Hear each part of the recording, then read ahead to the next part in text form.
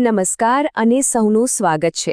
આજે આપણે ઉનાળાના એક એવા પાક વિશે વાત કરવાના છીએ જે ખરેખર ખૂબ જ મૂલ્યવાન છે, ખાસ કરીને એવા ખેડૂત મિત્રો માટે જેઓ ઓછા સમયમાં વધુ નફો મેળવવાનું વિચારી રહ્યા હોય તેમના માટે આ માહિતી ખરેખર બહુ કામની સાબિત થશે।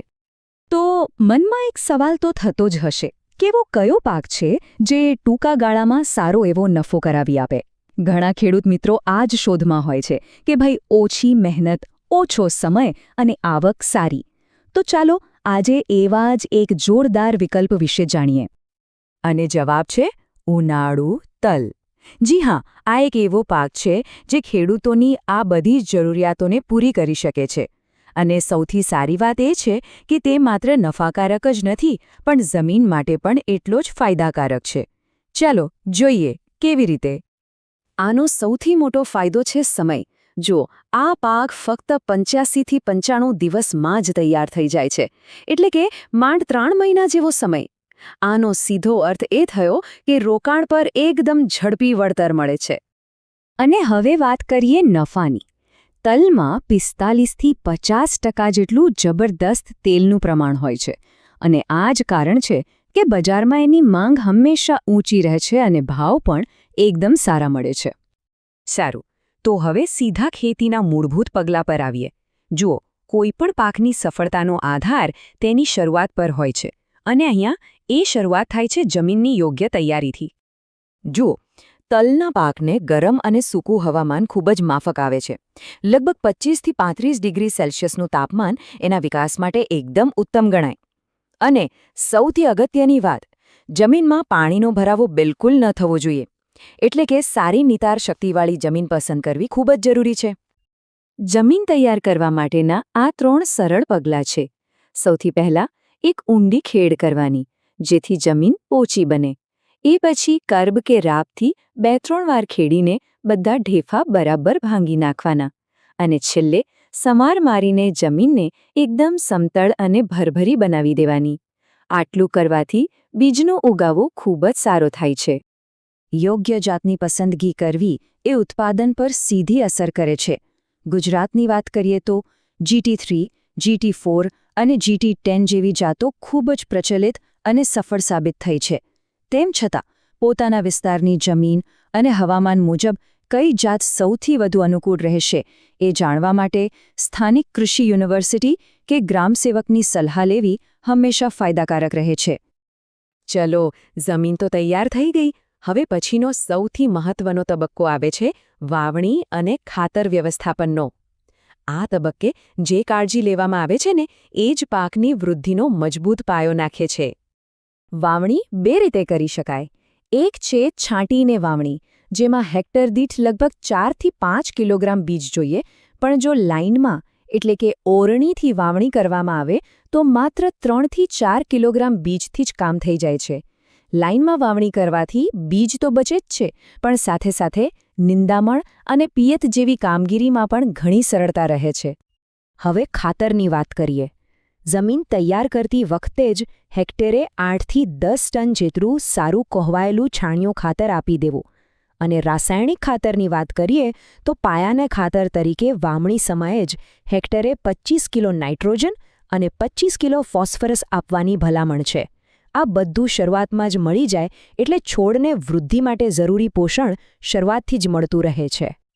પાક ઉગી ગયા પછી 2 મુખ્ય પડકારો સામે આવે છે। એક છે પાણીનું વ્યવસ્થાપન અને બીજું છે નીંદણનું નિયંત્રણ। ચાલો હવે એ જોઈએ કે આ બંનેનું સંચાલન કઈ રીતે કરવું। એક વાત સારી છે કે તલના પાકને બહુ વધારે પાણીની જરૂર નથી પડતી, પણ અમુક તબક્કા એવા છે જ્યારે પાણી આપવું અત્યંત જરૂરી બની જાય છે। આ કટોકટીની અવસ્થાઓ કઈ? તો કે વાવણી પછી તરત જ, પછી ફૂલ બેસતી વખતે અને છેલ્લે શીંગોમાં દાણા ભરાવાના સમયે। આ સમય પાણીની ખેંચ રહે તો ઉત્પાદન પર સીધી માઠી અસર થઈ શકે છે। અને હા, આ વાત ખાસ યાદ રાખવા જેવી છે। તલના પાક માટે વધારે પાણી ફાયદાકારક નહીં પણ નુકસાનકારક છે। એના મૂળ પાણી ભરાવા સામે ખૂબ જ સંવેદનશીલ હોય છે। વધારે પાણીથી મૂળના રોગો આવી શકે છે અને પાક નિષ્ફળ પણ જઈ શકે। એટલે જ હળવું પિયત અને સારો નિતાર આ બંને ખૂબ જ જરૂરી છે। હવે નીંદણ એ પાકનું દુશ્મન છે। કારણ કે એ પોષક તત્વો, પાણી અને સૂર્યપ્રકાશમાં ભાગ પડાવે છે. એટલે વાવણીના 15-20 દિવસ પછી પહેલીવાર અને 30-35 દિવસ પછી બીજીવાર એમ 2 વખત હાથથી નિંદામણ કરવું ખૂબ જરૂરી છે. અને જો મજૂરોની સમસ્યા હોય તો વાવણી પછી તરત જ પેન્ડિમિથાલિન જેવી નીંદણનાશક દવાનો છંટકાવ પણ એક સારો વિકલ્પ બની શકે છે. તો હવે આપણે પાક સંરક્ષણ અને મહેનતનું ફળ મેળવવાના અંતિમ તબક્કા એટલે કે જીવાત રોગ અને કાપણી તરફ આગળ વધીએ. આ તબક્કે સાવચેતી રાખવી ખૂબ જ અગત્યની છે. તલના પાકમાં સામાન્ય રીતે પાન વાળનારી ઈયળ અને સફેદ માખી જેવી જીવાતો અને મૂળનો સડો કે પાનના ટપકા જેવા રોગો જોવા મળે છે. આના માટે શરૂઆતથી જ નીમ તેલ જેવા જૈવિક કીટનાશકોનો ઉપયોગ કરવામાં આવે તો મોટા નુકસાનથી બચી શકાય છે. તો હવે આવે છે સૌથી નિર્ણાયક મુદ્દો: કાપણી ક્યારે કરવી? જુઓ, જ્યારે છોડના પાન પીળા પડીને ખરવા લાગે અને લગભગ 75-80% શીંગો પીળાશ પડતી દેખાય, ત્યારે સમજી લેવાનું કે કાપણીનો સાચો સમય આવી ગયો છે. આમાં જો વધારે મોડું કરવામાં આવે તો શીંગો ખેતરમાં જ ફાટી જાય અને દાણા ખરી પડવાથી બહુ મોટું નુકસાન થઈ શકે છે. બધી જ માવજત પછી છેલ્લે સૌથી મહત્વનો સવાલ એ જ આવે કે ભાઈ, ઉત્પાદન કેટલું મળશે અને આ પાક કરવાના મુખ્ય ફાયદા શું છે? ચાલો હવે એના પર એક નજર કરીએ. સામાન્ય રીતે જોઈએ તો હેક્ટર દીઠ 6થી 8 ક્વિન્ટલ જેટલું ઉત્પાદન મળે છે. પણ જો વૈજ્ઞાનિક ભલામણો મુજબ એકદમ સારી રીતે ખેતી કરવામાં આવે તો આ જ ઉપજ 10 ક્વિન્ટલ પ્રતિ હેક્ટર સુધી પણ પહોંચી શકે છે.